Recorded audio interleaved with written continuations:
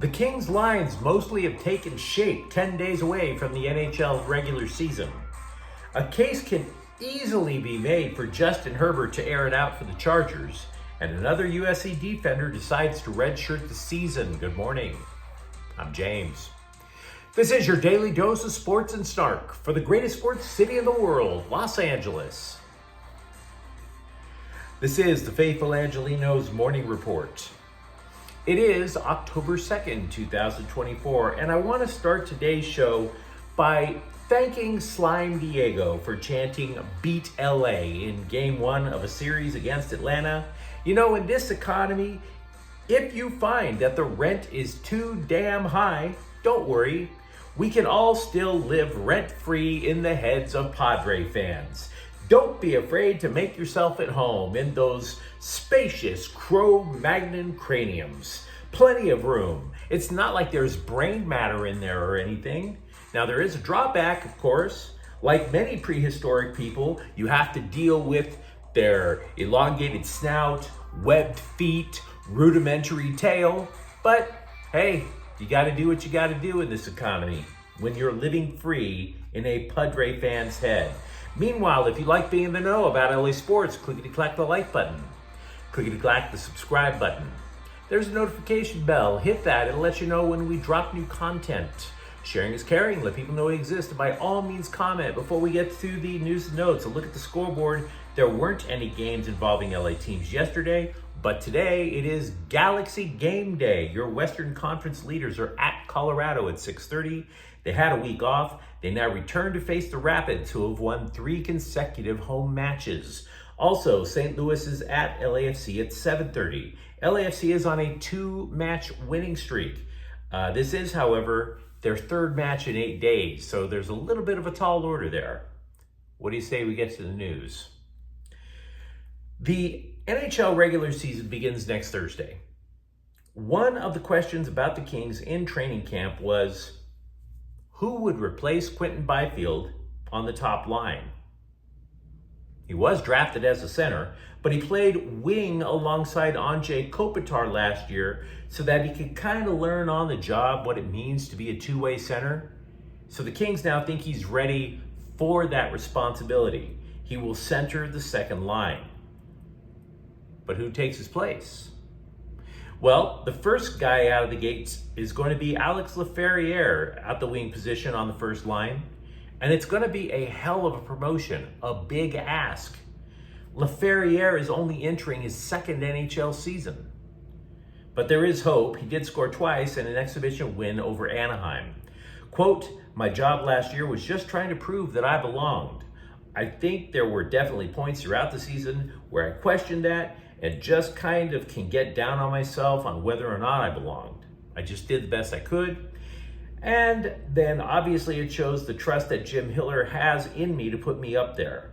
Not only do I feel like I belong, but I feel like I could be one of the top guys and contribute," unquote. Now, to be clear about the top line, it's obviously Laferriere on a wing, centered by Kopitar, with Adrian Kempe on the other side. As for Byfield, he is going to line up with Kevin Fiala and Warren Foegele, a free agent signing from Edmonton. There do appear to be questions on the 3rd and 4th line. Obviously, 2 lines, you're looking at 6 slots. I believe 3 of them are cinched in. Center Philip Deneau on the 3rd line, 2 wingers who could be on the 3rd or 4th line, Trevor Moore and Trevor Lewis. Defensively, though, we don't totally have a solid idea of how things will shake out, what with Drew Doughty having fractured his ankle. Who's going to get the extra minutes? Well, one thing I can tell you, we know it's not going to be Jacob Moverare, who was placed on waivers on Monday. If he clears waivers by the Kings, nobody else claims him, he'll be headed to the AHL affiliate out in Ontario. Welcome to the Inland Empire. Make yourself to home. Fontucky is right next door.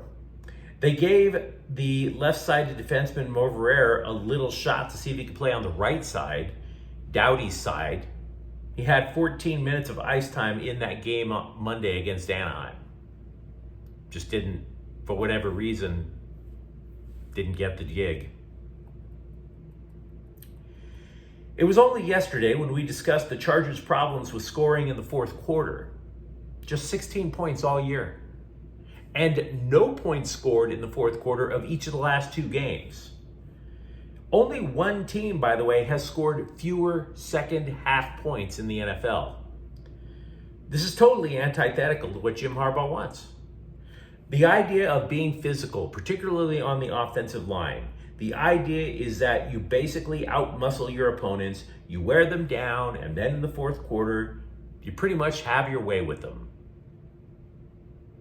Which I know sounds creepy, but a football win's a football win. So anyway, The Athletic asked a smart question.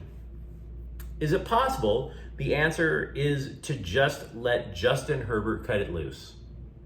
Right? The new coaching staff wanted balance, but is it too hard to change a franchise that for decades prided itself on the pass? Decades. You think of quarterbacks like John Hadle and Dan Fouts and Phillip Rivers. And meanwhile, Herbert was just gunning it up until this year. He hasn't even passed for more than 180 yards in a game. Why? Well, sure, you could say part of it is that he's dealing with a gimpy ankle. But this year's Bolts run 49% of the time. They wanted balance, but apparently they're getting a cost out of that. There was a time where a lot of people argued whether or not Justin Herbert was a top 5 quarterback in the NFL. There's nobody arguing that now. Nobody. But it's not based on his talent level. It's apparently by the design of the coaching staff. Obviously, they're in an off week and they got time to try to figure out a solution. But that might be the simplistic rationale. USC linebacker Rajon Davis will redshirt this year, which is a pity but an understandable one. I do wonder, though, if the rationale of what he's trying to do is understandable. His father told the LA Times that Davis does not intend to enter the transfer portal at the end of the year. Instead, he wants to come back to SC. Now, no disrespect to Rajon Davis. It's simply that the senior hasn't made an impact at all in the 4 years he's been in Heritage Hall. How is next year going to be any better for him? As a 5th-year senior, can you tell me? It is true that this year's Trojans team have 5 seniors at linebacker, not counting Davis. But the program has 3 linebackers in the 2025 recruiting class coming in. There's also players who could come in via the transfer portal. By redshirting and staying at USC, and again, nobody has a problem with him. But is he simply delaying the inevitable, playing all this time at USC and never getting on the field consistently? That he simply can't crack the USC lineup and should just try somewhere else? None of this is to hate on that guy. He just simply gave it his best and hasn't gotten there. Now, even Lincoln Riley doesn't have a bad thing to say about him. Keep in mind, Bear Alexander, he redshirts, he's going to split. Riley just shrugs and moves on. Davis decides to stay, and Riley says, quote, "The kid really wants to play. We'll watch it play out. Nothing is set in stone right now," unquote. That does not sound like Riley made any promises whatsoever. Across town, UCLA defensive coordinator Ikaika Malloy said he recognizes his role in UCLA's struggles. He told the LA Daily News, quote, "I love this defense because I feel like part of them. They work so hard to try and give me what I want, you know? I've been up since 3 o'clock on Sunday because I just don't want to let down this team. These kids fight hard, man," unquote. Okay, they fight. But they're also ranked 117th in pass yards allowed. There's 130 something Division I teams? They allow 291 passing yards per game, guys. Lakers coach J.J. Redick told the Scribes that he expects to use a 9-man rotation with the Lakers. Now, he's already listed his starting 5. There are other players that Redick has repeatedly mentioned. Unfortunately, the players that Redick's repeatedly mentioning is more than 4. So your guess is as good as mine. Redick told The Athletic, quote, "There's definitely some competition for the 9th spot," unquote. One of those guys that you would think would be part of the competition is Cam Reddish, but he's missing parts of practice already. He only played 11 games last year. He missed parts of the first practice due to soreness. This is disturbing. 2 days ago, he was like, yeah, all systems go. And now he's missing parts of practice. A couple of weeks ago, the Dodgers released a press statement stating that legend Fernando Valenzuela has left the Spanish language broadcast team. Now, at the moment, we didn't have a lot of information to go on as to why. If there's anything Fernando Valenzuela deserves, it's the respect from us not to speculate. The 63-year-old, who became a superstar in his meteoric rookie season, where he won a Cy Young, Rookie of the Year, Silver Slugger, and finally helped the Dodgers defeat the Yankees in a World Series. This was back in 1981. He's been hospitalized. We don't know why. This guy is more than a baseball player, frankly. He's actually a cultural icon, particularly obviously with the Mexican community. Now, we don't know why he's in the hospital. A reporter referred to it as the disease. We just don't know what it is. I will say he did look pretty gaunt in recent photos compared with his chubby physique back when he was pitching. As we have previously established, CBSSports.com is a website with nothing but scores and lists. They don't break news, ever. But neither does ESPN, if you really think about it. Rarely. So your choice for national sports news is literally 2 spots. You can go to ESPN, which doesn't break news. It scores and goofy-looking faces from Stephen A. Smith, or you can go to CBSSports.com, which is just scores and top 10 lists. As if David Letterman was still with the network. The reason I bring this up is their latest list is the 10 most impactful injuries in the NFL.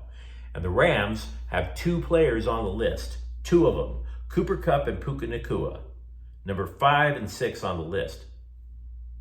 And yeah, it's damaging.